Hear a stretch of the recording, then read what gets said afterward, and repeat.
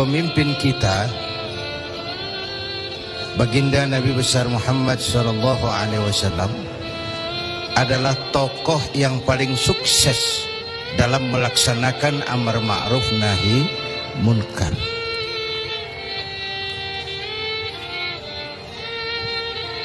Berkembang dengan pesat, lain dengan agama-agama besar lain, kata Stoddard. Agama Buddha punya raja Asoka, agama Persia punya raja Cyrus. Bukan Cyrus Sinaga, Cyrus. Agama Kristen punya raja Konstantin. Mereka ini raja-raja besar dan berkuasa yang menunjang agama yang dianutnya dengan segala daya dan dana, dengan segala kekuatan dan kekuasaan. Lain dengan baginda Nabi. Beliau bukan raja, tidak anak penguasa, tidak pula orang kaya, tapi amar ma'ruf yang dilaksanakannya berhasil menembus dinding Jazirah Arabia, mewarnai hampir 2/3 belahan bumi. Nah, saya mau ambil porsi apa landasan beliau dalam melaksanakan amar ma'ruf dan nahi munkar sebelum ke arah yang tadi sudah ditanyakan Saudara Agung. Pertama, landasannya adalah siddiq. Apa? Jujur. Sebab bagaimana orang mau amar ma'ruf nahi munkar kalau dia nggak punya kejujuran? Nabi kita itu lidahnya adalah hatinya, ucapannya adalah perbuatannya, perintahnya dia berwibawa, ajakannya diikuti karena beliau pelaksana pertamanya. Keteladanan. Kalau kita gimana mau berhasil amar ma'ruf? Cuma teriak saudara-saudara sedekah, sedekah, yang teriak buntut gasiran, mbahnya pelit. Jujur. Kata orang tua Melayu gini, wahai saudara, adik dan kakak, peganglah jujur, jangan durhaka. Jauhi bohong, haramkan dusta, supaya hidup tidak ternista. Asik kan? Asik kan? Jauhi bohong, haramkan dusta, supaya hidup tidak ternista. Orang bisnis, modal paling penting adalah kepercayaan. Coba saudara punya kapital miliaran, kalau nggak dipercaya orang, ada nggak yang mau ngasih proyek? Ada nggak? Ada nggak? Nyaut. Modal utama dalam bisnis kepercayaan. Modal utama dalam memimpin kepercayaan. Modal utama dalam seluruh gerak hidup kita kepercayaan. Kalau hidup udah dipercaya, Bu, biar duit banyak juga enak rasanya. Bener. Kalau sudah dipercaya, walaupun duit banyak enak rasanya.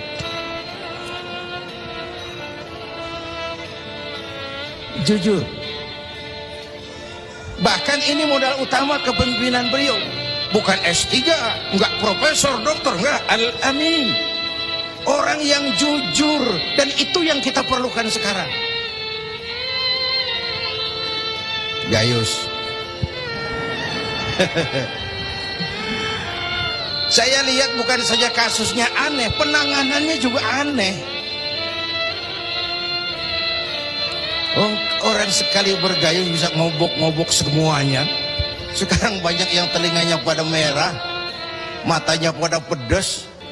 Begitu dia nyanyi, bagaimana dia merambah kepolisian, merambah kejaksaan, merambah kehakiman. Lalu penanganannya juga aneh. Kayaknya mau terfokus kepada kasus gayusnya, padahal yang terbesarnya adalah mafia hukum dan mafia pajak. Kan itu soal yang paling besar ini. Kita perlu jujur, jangan ada dusta di antara kita.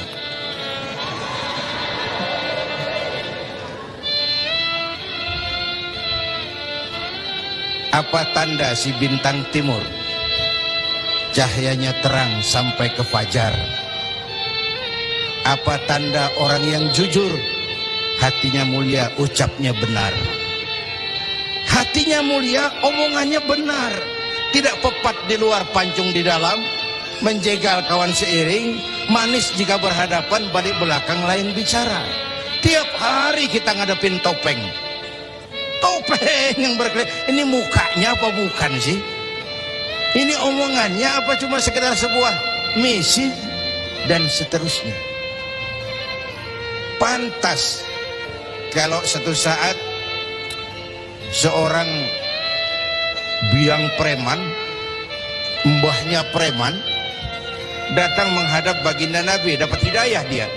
Ya Rasulullah, saya mau masuk Islam, boleh enggak? Oh boleh. Mengucap syahadat.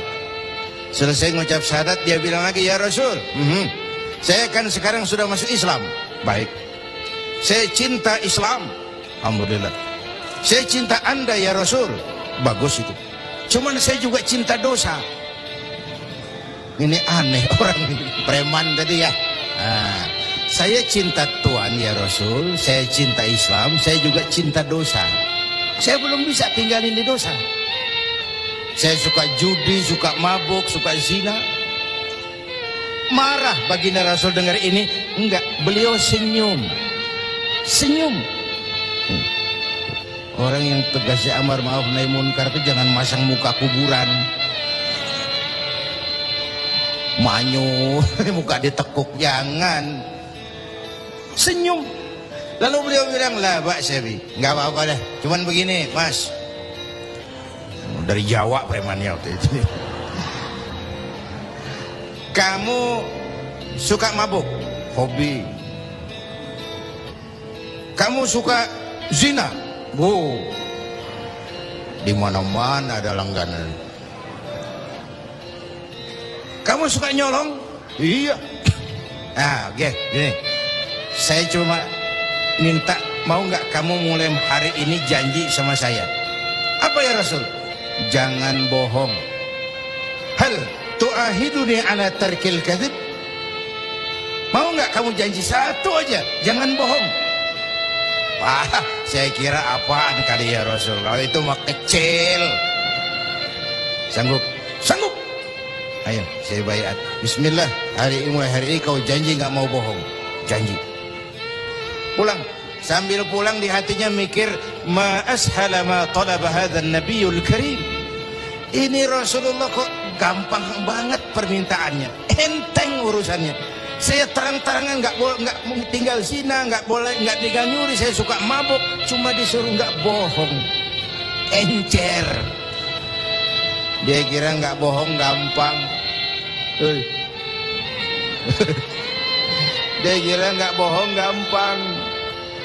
Padahal Nabi Allah Ibrahim pernah mengeluh, saya seumur hidup 3 kali bohong, saya harus tanggung jawab di hadapan Allah. Padahal bohongnya bohong bener. Seumur hidup 3 kali merasa bohong, bingung Nabi Ibrahim. Kita sehari 16 kali bohong, nyengir aja nyengir, nggak ada bingung-bingungnya. Udah sambil pulang, hari berganti minggu, minggu pergi datanglah bulan.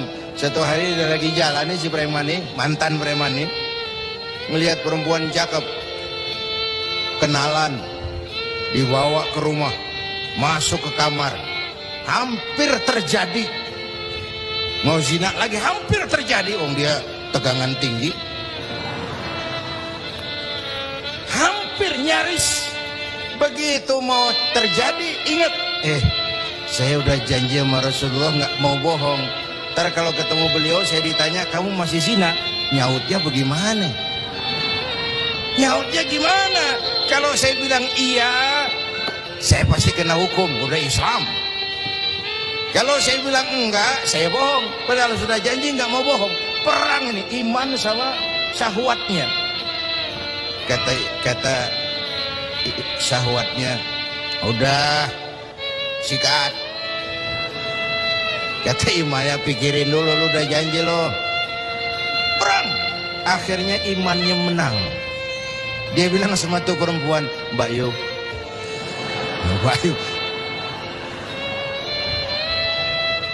non sewu Mbak Yu, nggak jadi.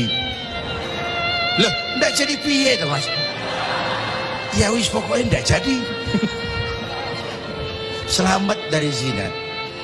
Lain hari mau mencuri, sudah madda yadahu, tangannya udah dijulurin. Ingat lagi ntar kalau ketemu Nabi ditanya lo masih nyolong nggak? Gimana nyautnya? Tiap kali mau berbuat jahat, tiap ingat janjinya. Tiap ingat janjinya terhindar dari perbuatan jahat. Paling akhir dia datang menghadap Nabi, ya Rasul, apa? Sadaqta ya Rasul, Anda benar ya Rasul. Kenapa? Yang Anda minta atuk, kedengarannya enteng, cuman pongkolnya. Saya nggak bekutik ya Rasul. Lihat pengaruh jujur dalam hidup. Kiai, mohon maaf kalau saya potong jawaban jujur Kiai ini. Nah, bagaimana dengan sifat dari hakim-hakim kita dalam memutuskan ini, Kiai? Ya, kita berharap mudah-mudahan mereka jujur. Perkara apa ini harapan hampa itu soal nanti lah. Yang penting kita berharap mereka jujur dan mempunyai rasa keadilan. Bapak Ibu hadirin yang saya hormati, ini satu dasar amar ma'ruf tuh, jujur. Yang kedua, tabligh, menyampaikan ini pun nggak gampang. Satu saat beliau lagi dakwah di kalangan elit, datang orang buta nyebarin agama, nanyain agama, agak masam, muka beliau agak berpaling. Turun ayat abasa wa tawalla an ja'ahul a'ma. Ya. Ayat yang saya sampaikan tadi, Allah mengkritik kepada baginda Nabi. Mengapa kau agak masam ketika datang orang buta minta diajarkan agama? Ayat ini disampaikan juga oleh Nabi kepada para sahabat. Ini loh, ayat ini barusan turun mengkritisi saya. Jadi memang yang orang hidup yang baik itu jangan alergi sama kritik. Tapi yang ngeritik pun jangan asal ngomong. Ya. Orang jangan alergi sama yang namanya kritik, karena kritik itu yang sering membuat kita berpikir. Dikritik yang membuat kita dewasa, dikritik yang membuat kita jadi bijaksana. Pujian sering jadi racun. Walaupun sementara kita senang, ibu cantik loh bu, mekar hidungnya, tapi itu sering jadi racun. Kritik yang membuat kita berpikir, kritik yang membuat kita dewasa, kritik yang membuat kita jadi bijak. Tapi yang ngeritik pun jangan asal njeblos. Saudara hadirin yang saya hormati, kita nggak bisa ngukur baju kita pakai badan orang lain. Nah, ini tolong, ini bahasa bersayap. Jangan ngukur baju kita pakai badan orang lain. Nggak sedang, ya, nggak sedang. Orang sering berada dalam sebuah situasi yang tidak semudah kita. Makanya Luqmanul Hakim pernah bilang sama anaknya, "Nak, kita ini kalau nggak punya prinsip bakal serba salah." Kok gitu Pak? Ayo kita buktiin. Luqman keluar sama anaknya bawa seekor keledai. Keledai kecil, dituntun berdua. Lewat di tengah orang pada ngomong, anak sama bapak sama gobloknya. Bawa keledai bukan ditaikin, dituntun. Tolol. Nah, kamu dengar nak? Iya, sekali kita salah. Sekarang gimana Pak? Bapak yang naik, kamu jalan. Lewat lagi di tempat orang ngomong lagi, bapak kagak tahu diri. Enak-enakan di atas keledai, anaknya disuruh jalan. Tega sama anaknya. Kau dengar nak? Iya, 2 kali kita salah. Habis sekarang gimana Pak? Kamu yang naik, bapak jalan. Lewat lagi orang teriak lagi, anak durhaka. Bapaknya disuruh jalan, dia enak-enakan. Dengar nak? Iya Pak, 3 kali kita salah. Sekarang gimana Pak? Kita naikin berdua yuk. Naik berdua. Sampai di tempat orang banyak teriak lagi, anak sama bapak samanya ini. Tidak punya peri kebinatangan. Masa keledai kecil dinaikin berdua? Kejam. Nah, terus dengar. Iya. Berapa kali kita salah? 4. Habis sekarang gimana Pak? Sekarang keledainya yuk kita gotong. Gua pengen tahu orang ngomong apa.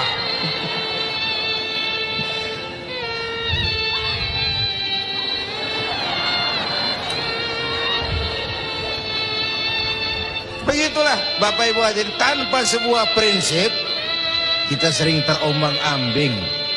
Makanya kita rakyat ini kudu punya filter. Rakyat harus jadi rakyat yang cerdas. Emas pasti kuning. Ya, apa semua yang kuning pasti emas?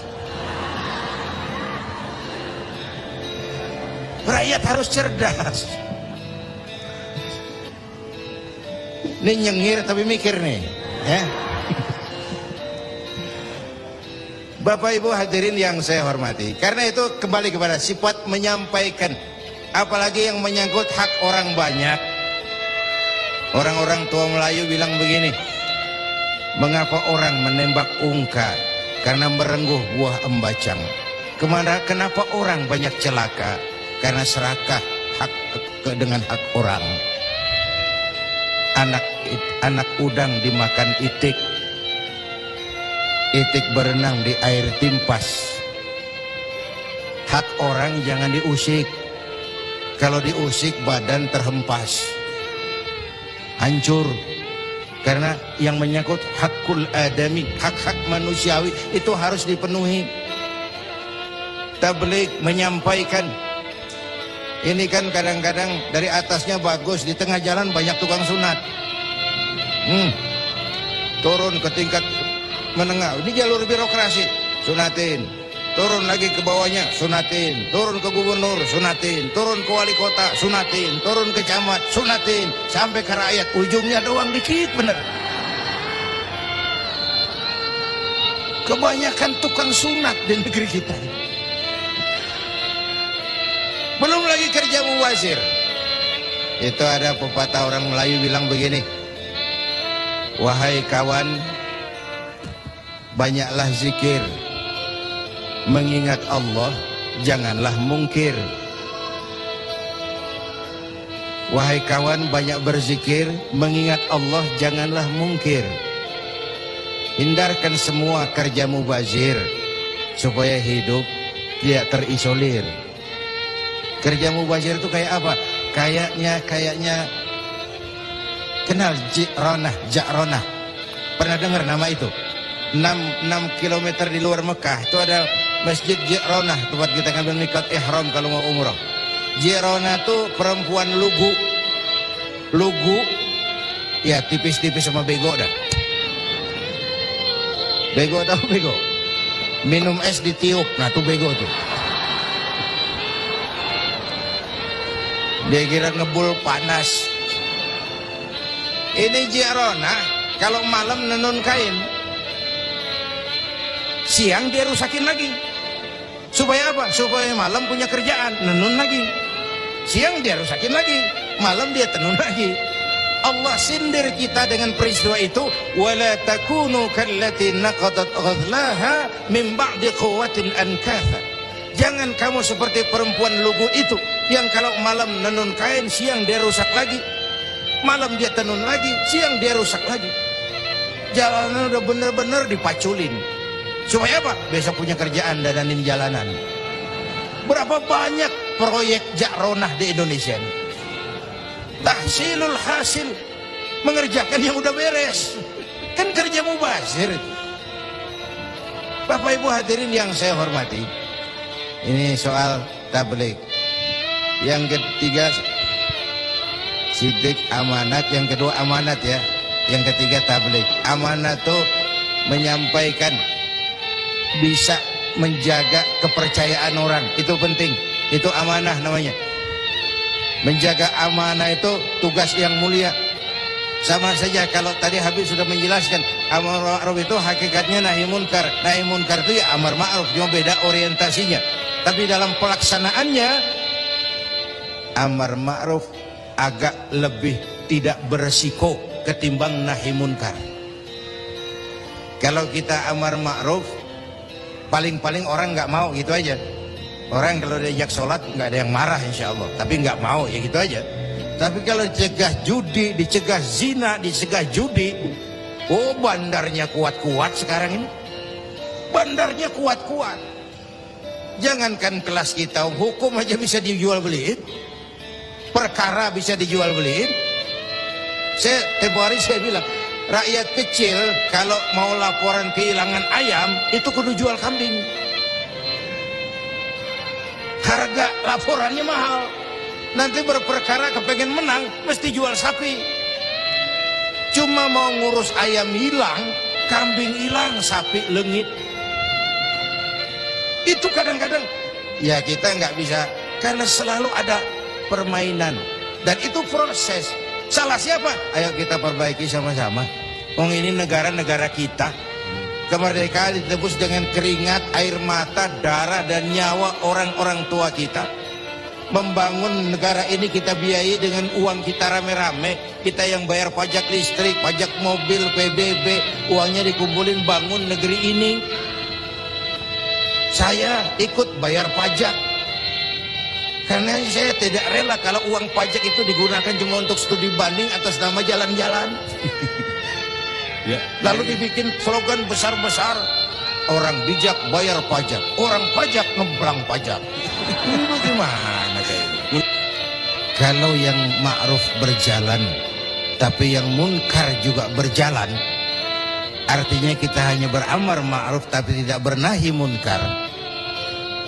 Syauqi bilang dalam sebaik syairnya, famata yablughul bina'u yawman kamaluhu idza anta tabni wal akharu yahdimu. Kapan bangunan mau selesai kalau kamu bangun orang lain ngancurin? Orang Betawi bilang itu namanya kayak nimba kagak dibendung. Gimana airnya mau kering kalau nimba nggak dibendung? Kenapa? Yang ma'ruf jalan, yang munkar juga jalan. Maka amar ma'ruf nahi munkar harus ditegakkan secara bersama. Satu. Yang kedua, saya sepakat dengan guru kita Habib Munzir bahwa amar ma'ruf nahi munkar sesuai dengan bidang dan keahlian kita masing-masing. Jangan memaksakan sesuatu untuk hal yang memang bukan dunia kita. Saya dulu pernah mimpin partai politik. Dulu zaman jahiliyah. Belakangan saya menyadari politik memang bukan dunia saya. Walaupun partai politik perlu, tapi biarlah orang yang dunianya di situ saja yang mengurus politik. Saya lebih baik sama-sama Habib Munzir lah ngurus umat dan dakwah ini. Jangan memaksakan sesuatu yang memang bukan dunia kita di situ. Kalau kiai disuruh bangun jembatan, apa camat mau ngurusin tahlil? Itu yang kedua. Yang ketiga terakhir, semuanya harus berangkat dari husnuzon, baik sangka. Apa yang terjadi oleh tokoh lintas agama dan sikap Bapak Presiden, kita jembatani dengan husnuzon. Kita percaya pemerintah pasti punya niat baik untuk mensejahterakan rakyat. Kita juga percaya tokoh lintas agama punya tanggung jawab moral. Mereka memberikan teguran bukan karena benci pemerintah, tapi ingin melihat negara ini berjalan dengan baik. Saya ingatkan waktu PSSI lawan Oman, itu ada penonton yang namanya Ardi turun ke lapangan, tendang bola ke gawang, untung nggak gol. Waktu ditanya, saya bukan benci sama PSSI, saya bukan mau ngacoin pertandingan, saya cuma greget kenapa sih nggak gol-gol PSSI ini, penalti aja meleset, capek saya greget. Karena itu saya percaya para tokoh lintas agama punya niat yang baik, ingin melihat negara ini berjalan dengan transparan. Kita juga percaya pemerintah punya niat baik untuk mensejahterakan rakyat. Cuma tentu ada berbagai kendala dan diperlukan kesungguhan dan kejujuran. Sekali lagi, kesungguhan dan kejujuran.